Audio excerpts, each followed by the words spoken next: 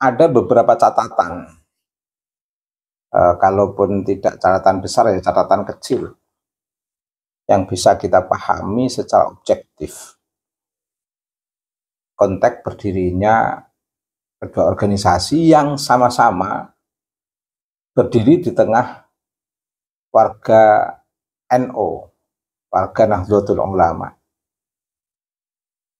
Yang pertama, saya mau menyampaikan tentang PWLS.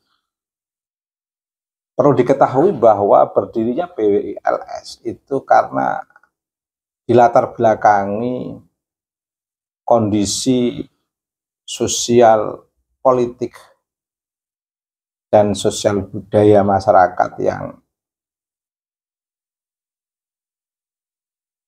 dalam tanda kutip transaksional.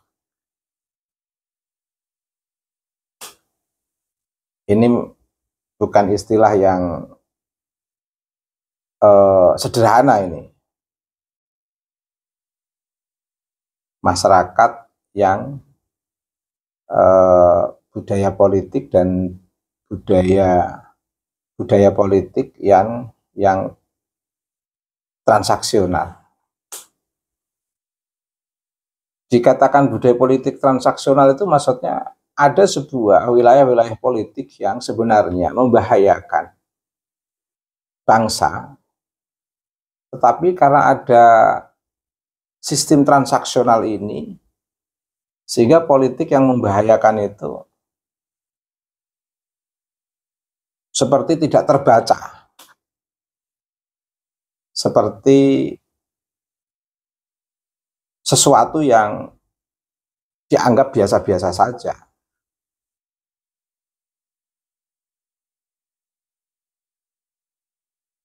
Siapa saja yang melakukan transaksi-transaksi politik di antara kehendak kuasa itu, tentu ini pembahasan khusus, nggak akan saya ungkap di sini. Tetapi efek dari transaksi politik kehendak kuasa di tengah sistem pemerintahan kita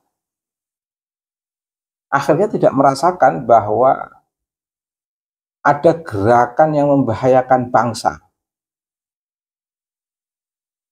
tidak menyadari, tidak memahami, atau mungkin mengabaikan kosakata apapun, yang penting itu telah terjadi pembiaran.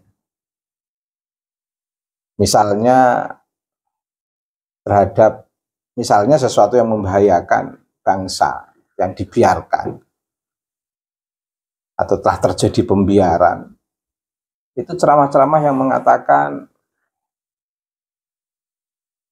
bendera merah putih dibuat oleh si fulan,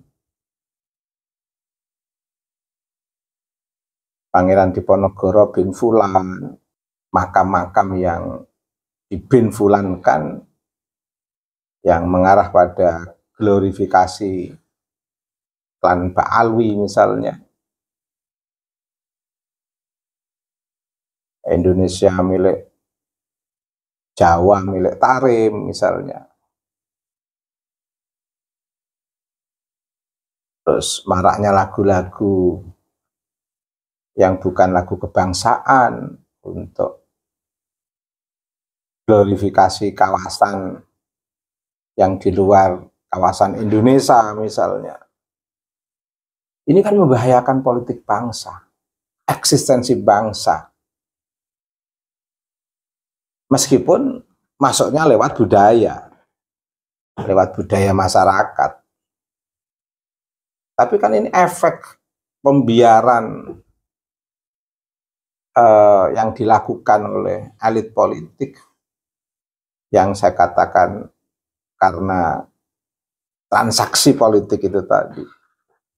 Yang penting sistem kekuasaan itu aman, semua yang mendukung sistem kekuasaan itu bagian daripada transaksi politik yang diberikan keleluasaan berbuat apa saja yang mengancam eksistensi bangsa tanpa teguran, tanpa pelarangan.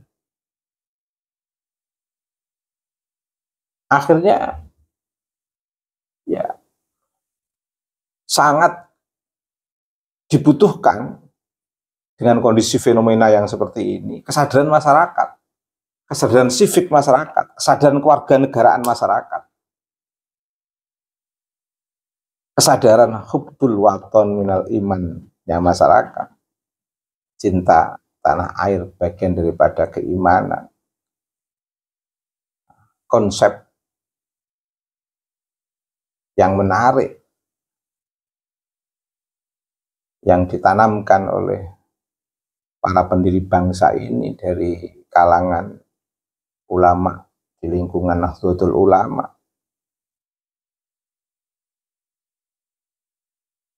Dan ini kalau tidak digerakkan oleh kesadaran kewarganegaraan masyarakat, artinya masyarakat tidak memiliki kesadaran berpegang pada konsep hubbul waton minal iman. Oh, ini gerakan melalui sistem kebudayaan masyarakat yang dibiarkan, yang sebenarnya mengancam eksistensi bangsa ini, akan merajalela. Maka dalam fenomena seperti ini dibutuhkan kesadaran masyarakat. Nah, fenomena seperti inilah yang mengundang warga masyarakat di lingkungan Nahdlatul Ulama untuk membentuk organisasi yang disebut PWI-LS. Ini sebagai sebuah latar belakang yang sangat mendasar mengapa PWI-LS harus berdiri. Karena bentuk kesadaran kewarganegaraan warga NU, karena adanya latar belakang terjadinya pembiaran dari elit politik yang dilakukan oleh kelompok masyarakat yang mencoba ingin membelokkan sejarah bangsa, ingin membelokkan asal-usul para leluhur masyarakat Nusantara yang kesemuanya ingin diglorifikasi pada klan tertentu. Paling tidak sudah marak di sosial media, pembelukan itu diarahkan pada klan Pak Alwi. Ini. Harapannya apa? PWI-LS harus berdiri. Harapannya untuk membentuk kesadaran kewarganegaraan masyarakat yang cinta terhadap negeri ini, yang cinta terhadap budaya bangsa, yang cinta terhadap Islam Nusantara, yang ingin menjaga hak-hak generasi sebelumnya yang saya istilahkan usul, dan hak-hak generasi sesudahnya yang saya sebut dengan istilah furo ini, atau dalam konsep Maqasidus Syariah disebut dengan hifdzun nasl. Ini kan bagian daripada prinsip yang harus terjaga.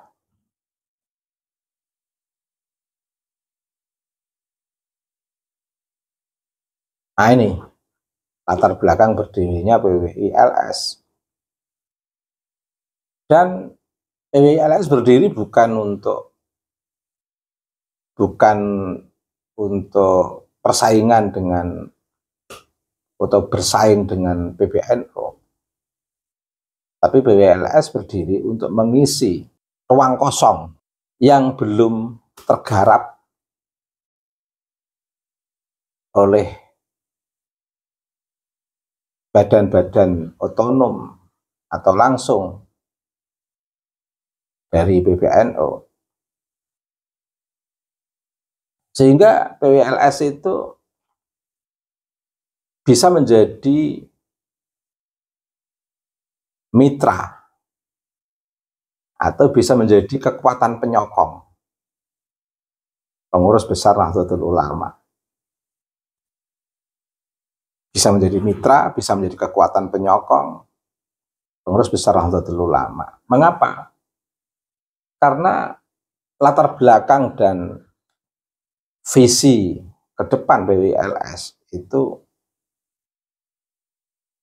mengisi ruang-ruang kosong yang belum menjadi garapan Nahdlatul Ulama atau badan otonom di bawah Nahdlatul Ulama. Bahkan PWLS juga mengisi ruang kosong yang belum dikerjakan oleh organisasi-organisasi keagamaan umat Islam di negeri ini. Sehingga membuka peluang atau sudah terjadi banyak dari komunitas masyarakat di luar Nahdlatul Ulama mendukung kemunculan PWLS, terlebih dari warga Nahdliyin. Warga Nahdliyin dalam konteks struktural maupun warga Nahdliyin dalam konteks kultural. Dan karenanya banyak pengurus PWLS yang memang diambil dari tokoh-tokoh militan NU baik struktural maupun kultural untuk bersama-sama PWLS mengisi ruang kosong yang belum tergarap oleh Nahdlatul Ulama, oleh organisasi keagamaan yang lain yang di luar Nahdlatul Ulama. Yang secara spesifik ingin meluruskan sejarah, ingin menjaga eksistensi bangsa, biar tidak dibintukan atau biar tidak dianggap anak perempuannya Tarim, biar tidak dianggap milik Tarim, dan juga menjaga sejarah generasi atau leluhur bangsa ini biar tetap menjadi identitas bangsa. Leluhur bangsa ini biar tetap menjadi pahlawan bangsa. Leluhur bangsa ini biar tetap menjadi kenangan, sejarah, heroisme, kepahlawanan, ketokohan bangsa yang diambil dari anak-anak negeri sendiri yang hebat-hebat. Dengan darah mereka, mereka bisa menjaga eksistensi bangsa ini dan bisa menjadi kenangan yang indah terhadap keturunannya. Sehingga para keturunannya ini bisa dengan bangga mengatakan nenek moyang kami adalah pejuang. Nenek moyang kami adalah pemberani, tidak kenal menyerah. Dan ingin dibangun oleh PWLS. Dan sekaligus meluruskan sejarah-sejarah yang dibelokkan, yang selama ini telah dibiarkan sebagai efek dari istilah saya di depan tadi, transaksi politik. Di luar perhatian para elit politik yang cenderung transaksional. Betul-betul berdiri PWLS untuk sebuah perjuangan demi bangsa, demi sejarah bangsa, demi budaya bangsa, dan banyak sederet nilai-nilai keutamaan dan yang didasarkan pada prinsip-prinsip kebenaran, kemanusiaan, kebenaran, keadilan, kebenaran, kesetaraan untuk semua umat manusia tanpa membeda-bedakan. Kalaupun akhirnya benturan dengan beberapa komunitas, itu karena kejumawaan, kearoganan, sombongan komunitas-komunitas yang memang ingin membelokkan sejarah bangsa, merusak budaya Nusantara, merusak Islam Nusantara, merusak model-model transformasi yang penuh dinamika dan kemodernan yang dibangun oleh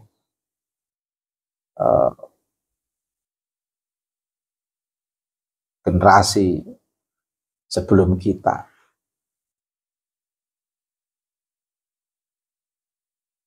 Dari anak negeri sendiri. Lalu bagaimana dengan Jatma, Jam'iyah Ahli Thariqah Al-Mu'tabarah Ahlussunnah wal Jamaah? Jatma memiliki latar belakang konteks yang berbeda dengan PWLS, bahkan memiliki visi yang berbeda. Jatma karena dilatar belakangi adanya individu yang ingin membuat wadah, dalam tanda kutip, organisasi sosial kemasyarakatan yang berbasis tarekatan Ahlussunnah wal Jamaah yang dalam tanda kutip belum terwadahi, atau ini kalau ini tidak dalam tanda kutip, ingin membuat wadah sendiri, tidak dalam tanda kutip, ingin membuat wadah sendiri di luar Jatman, Jam'iyah Ahli Thariqah Al-Mu'tabarah An-Nahdiyah. Meskipun thariqah mutabarahnya itu banyak atau bahkan semuanya, saya nggak tahu perkembangannya nanti, adalah thariqah mutabarah yang sudah disahkan di Jatman. Nah, jadi status nama-nama thariqah mutabarah yang kalau sama artinya ada di Jatma Aswaja, itu ada dua kemungkinan. Ada kemungkinan karena ada thariqah yang ingin lebih diunggulkan di Jatma Aswaja ini, mungkin thariqah Ba'alwi, dan ada thariqah yang memang dikutip kemutabarannya, dikutip dari apa yang sudah diputuskan sebagai thariqah mutabar di Jatman NU.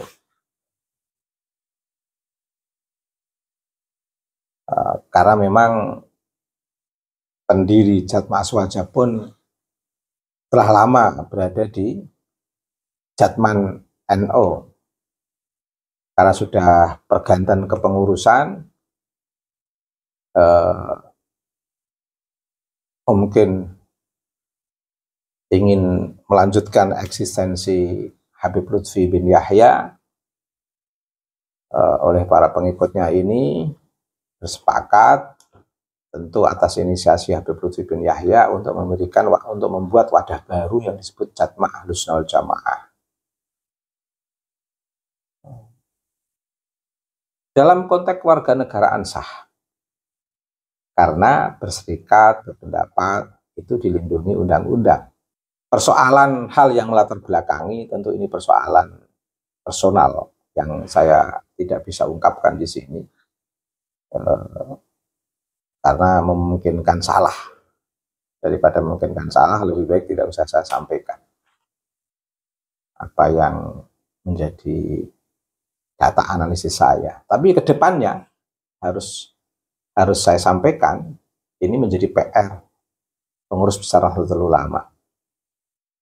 Artinya berdirinya Jatma Ahlussunnah wal Jamaah ini adalah PR pengurus besar Nahdlatul Ulama. Karena Jatma Aswaja ini sudah betul-betul di luar Jatman, sudah betul-betul di luar organisasi, di bawah Nahdlatul Ulama, betul-betul berdiri, mandiri, tanpa ada ikatan struktur dengan Nahdlatul Ulama. Mengapa menjadi tantangan Nahdlatul Ulama? Lebih-lebih bagi pengurus besar Nahdlatul Ulama. Ya karena mereka yang berada di Jatma ini adalah orang-orang yang pernah menjadi pengurus elit Nahdlatul Ulama, pengurus besar Nahdlatul Ulama. Dan yang di Jatma Aswaja ini juga memiliki basis massa di lingkungan Nahdlatul Ulama yang notabene saya sebut itu sebagai sebuah organisasi tandingan. Jatma Aswaja sebagai sebuah organisasi tandingan Jatman Nahdlatul Ulama. Bisa saja tandingan ini dimaknai secara negatif, bisa saja tandingan ini dimaknai secara positif. Tergantung subjektivitas masing-masing individu. Tapi harus diakui ini akan membuat kebingungan beberapa kader NU karena latar belakang berdirinya, bahkan namanya sendiri hampir sama, bahkan secara konseptual tentang arti muktabar dan status kemuktabaran Thariqah itu juga sama, dan bahkan ada mantan-mantan elit di Jatman yang justru menjadi pendiri Jatma Aswaja. Meskipun dalam konteks legitimasi, kalau Jatman dihadiri oleh paling tidak 85 mursyid, pengurus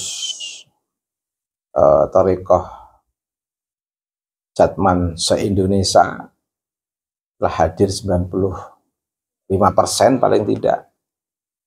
Dan saat acara bisa kita saksikan pemilihan pengurus baru Jatman telah dihadiri para mursyid dan pengurus-pengurus yang sepuh-sepuh yang betul-betul bergerak secara organisatoris, secara struktural di Jatman. Kalau deklarasi Jatma Aswaja kemarin saya lihat di potret di sosial media, itu kan cenderung deklarasi yang memang mengiringi acara pengajian, sehingga yang datang banyak masyarakat umum. Sebenarnya kata umum dengan awam itu sama maksudnya, tapi bisa menjadi interpretasi berbeda. Maka saya lebih baik memilih masyarakat umum, mengabaikan penggunaan istilah masyarakat awam. Jadi yang datang di acara deklarasi Jatma Aswaja itu banyak masyarakat umum, masih muda, dan memang datang untuk menghadiri acara pengajian, bukan secara khusus untuk deklarasi Jatma Aswaja yang memang melibatkan para tokoh-tokoh Thariqah di seluruh Indonesia. Sehingga nampak di background di kanan kiri Habib Lutfi itu orang-orang baru, tidak terikat oleh PBNU, meskipun pendiri Jatma Aswaja ini adalah mantan elit-elit PBNU. Bagaimana dengan kondisi masyarakat? Tentu tidak dipungkiri akan memunculkan kebingungan masyarakat, lebih-lebih Banser. yang cenderung banyak dilibatkan oleh Habib Lutfi selama Habib Lutfi di Jatman NO, dan ini saya kira yang seperti yang saya sebutkan tadi betul-betul PR PBNU. Jadi itu Jatma Aswaja berdiri dalam tanda kutip sebagai kompetitor Jatman PBNU, dan memang logisnya harus jadi kompetitor karena dengan terminologi Jatma Aswaja sebagai kompetitor Jatman NO ini justru yang akan menunjukkan eksistensi Jatma Aswaja untuk sebuah organisasi kemasyarakatan, baik dalam konteks visi maupun dalam konteks misi. Meski berbeda, tapi latar belakangnya berdirinya Jatma Aswaja tidak bisa dilepaskan dari kondisi dalam tanda kutip perspektif politis yang berbeda antara pendiri Jatma Aswaja dengan perspektif politis, sosial budaya Jatman dan juga pengurus besar Nahdlatul Ulama. Dan ini adalah PR dalam konteks memahamkan masyarakat,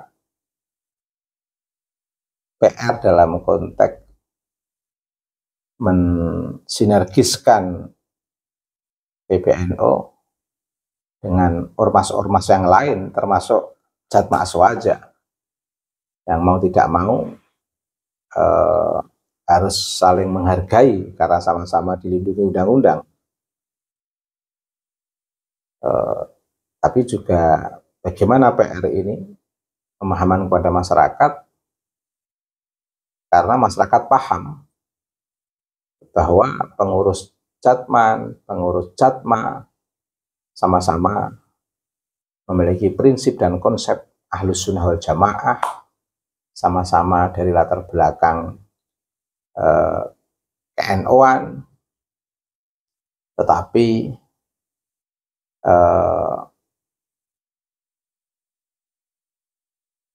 dalam organisasi yang berbeda, dan bahkan juga sama-sama dalam ruang yang sama sebenarnya untuk konteks visi misi ketarekatan. Berbeda dengan BLS, betul-betul mengisi ruang kosong. Kalau Jatma Aswaja itu masih berada dalam ruang yang sama dengan Jatman, dalam arti menjaga ketarekatan di tengah perkembangan ilmu pengetahuan, di tengah perkembangan teknologi informasi, dan ini sebuah realitas yang harus dihadapi dengan pemikiran yang jernih dari masing-masing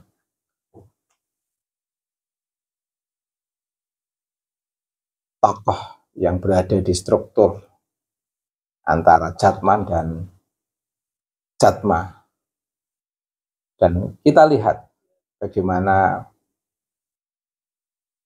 masyarakat ke depan memahami dua organisasi yang sama-sama dari ruang yang sama. Tentu kita berharap semua akan berlangsung secara baik, dan sebagai warga negara saya menghargai berdirinya Jatma Aswaja karena itu dilindungi undang-undang. Dan saya mendorong Jatman untuk terus bertahan. Demikian, terima kasih. Subhanakallahumma wa bihamdika mil'al mizan wa muntahal ilmi wa mablaghar ridha wa zinatal arsy. Asyhadu an la ilaha illa anta astaghfiruka wa atubu ilaika. Sallallahu ala sayyidina Muhammadin wa ala alihi wa sahbihi wa baraka wa sallama walhamdulillahi rabbil alamin.